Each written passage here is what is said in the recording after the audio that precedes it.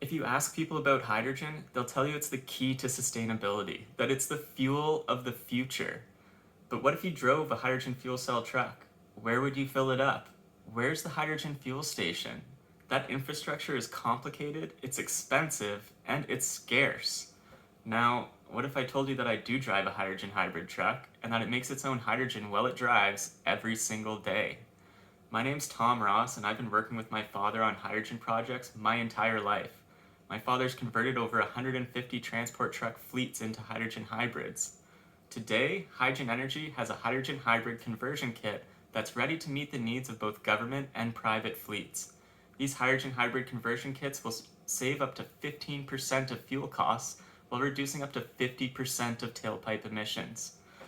We're working with partners that will help us scale both manufacturing and sales. And today, we're seeking an investment to help us secure patents that scale manufacturing.